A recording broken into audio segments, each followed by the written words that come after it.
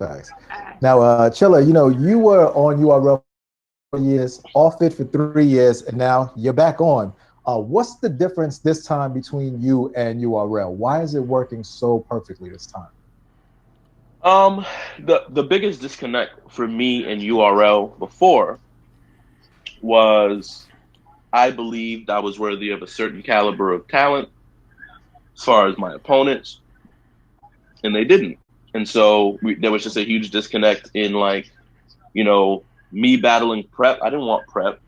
I didn't ask for prep. I asked for John John. Mm. I said, if I'm gonna come back, I want to battle John John. And the discussion we had was, okay, well, we got to get you hot again. We're gonna give you one or two battles, knock these out, and then we can, you know what I'm saying, whatever, whatever. That's why I did what I did to prep. I was trying to prove a point. Stop playing with me and give me John John.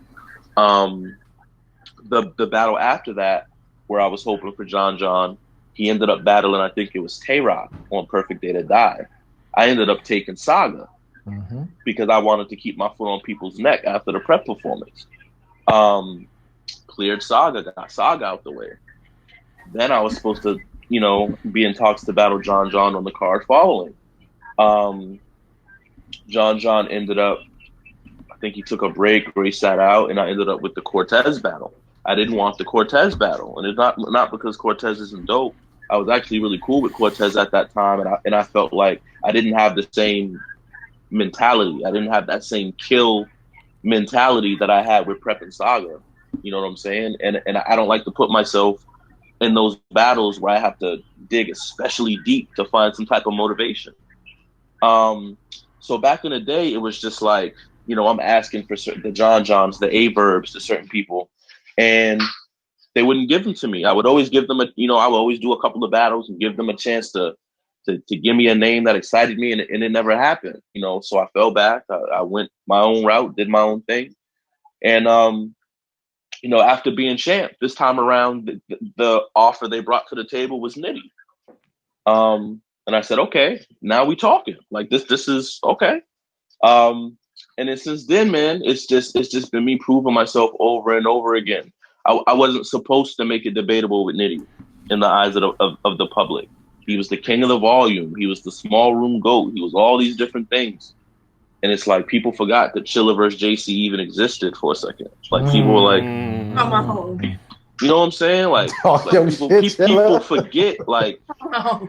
Remind them, Chilla. who made small rooms cool. You know what I'm saying? Like people totally forgot. And so all I had to do was remind people. And once I did that, then it was like, okay, let's see what you can do with twerk. Okay, cool. Who's next? Let's see what you do with Geechee on the rooftop. Okay, cool. Fine. Who's next? Let's see what you Damn. can do with Jerry on 11 days notice.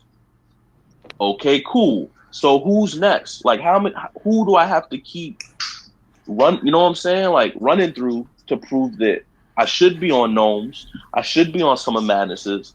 Obviously, if they're stupid if they don't put me on every volume card they do. Hello. Um Talk. so I mean, what more do I gotta do? What more do I gotta prove?